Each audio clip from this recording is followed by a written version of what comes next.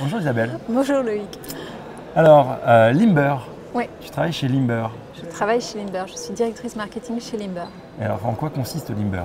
Alors Limber, c'est une plateforme en mode SaaS française qui permet d'amplifier et de diffuser la visibilité des contenus, de diffuser des contenus pour en optimiser la visibilité sur les réseaux sociaux.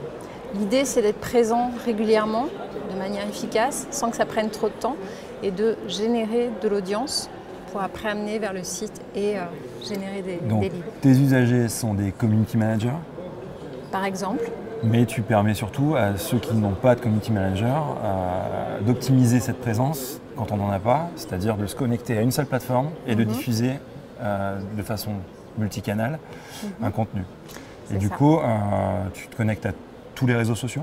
Alors on se connecte à Facebook, Twitter, LinkedIn.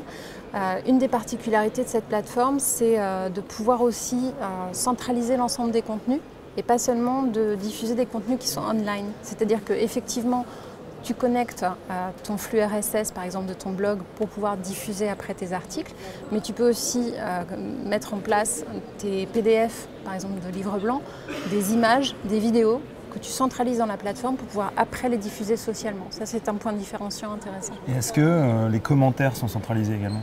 Les commentaires, c'est-à-dire Si je suis, je suis ta marque, enfin la marque de ton client, et je commente l'un des articles, est-ce que ça ressort dans ta plateforme? Alors, ce n'est pas un outil de social listening, c'est vraiment un outil de publication.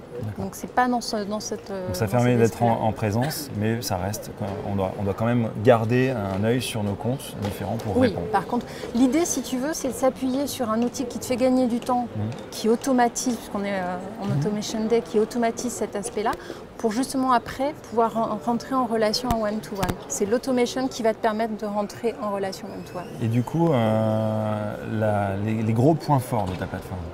Les gros points forts. Alors, tu parlais tout à l'heure de community management. En fait, ça ne fait pas que ça. Ça permet effectivement d'être présent socialement, mais ça permet aussi de mettre en place des programmes d'envergure, par exemple de l'employee advocacy. Tu vois ce que c'est? Ouais. Voilà. Après, je ne sais pas si notre audience sait. Alors justement, c'est pour ça que j'allais l'expliquer. En fait, l'employee advocacy, c'est pouvoir s'appuyer sur les réseaux sociaux de ses collaborateurs ou de ses partenaires, on parle de partner advocacy, de façon à démultiplier la visibilité et puis de s'adapter aussi à une audience. Par exemple, si je suis commercial d'une société de produits laitiers, je vais avoir des pairs dans ma communauté qui vont être intéressés par ce que je vais diffuser. Mais peut-être que mon collègue qui est à la comptabilité, on fait pourtant partie de la même boîte, mais lui, il va avoir des gens qui sont intéressés par l'aspect comptable de la question. Et donc, de pouvoir adapter les contenus que je diffuse en fonction de ma communauté et de pouvoir générer des leads qualifiés de cette façon-là. Ça, soit chacun le fait à sa mesure en fonction de ses possibilités et de son temps, soit on met en place un outil type Limber qui permet effectivement d'optimiser toute cette diffusion avec des scénarios automatisés, la capacité de suivre les analytics, de pouvoir mettre en place des leaderboards par exemple. Ça sert beaucoup aussi sur les équipes commerciales qui mettent en place du social selling, donc qui vont favoriser la vente grâce aux réseaux sociaux. Et là, aujourd'hui, donc, si on fait de la veille finalement sur tout ce qui est diffusé de notre communauté pour faire du repost. Ouais.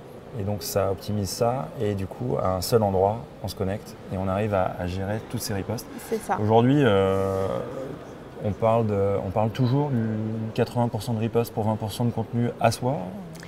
Alors, on peut le dire dans ce sens-là ou dans le sens inverse. Okay. En fait, je viens d'animer un atelier justement sur le contenu. Une des difficultés des sociétés, souvent, c'est de se dire mais de quoi est-ce que je vais parler? Surtout quand on leur dit attention, ne parlez pas que de vous, parce que c'est un petit peu le défaut qu'on a tous tendance à avoir. Donc l'idée, c'est d'avoir une alternative qui est de marier, de combiner du contenu propre, corp, avec du contenu issu de la curation. Et en fait, Limber a cette facilité d'indexer énormément de flux RSS, de comptes que tu suis ou de médias ou de blogs qui te semblent intéressants, mais aussi des flux RSS issus d'un système de veille. Par exemple, je crée une veille sur Google Alert. Du moment que je peux créer ce flux RSS, je peux l'indexer dans Limber. Et à chaque fois qu'il y aura une nouvelle publication, je vais l'avoir en temps réel dans mon outil. Et ensuite, j'ai tous les boutons pour pouvoir partager en me servant à chaque fois des scénarios automatisés que j'ai déjà mis en place.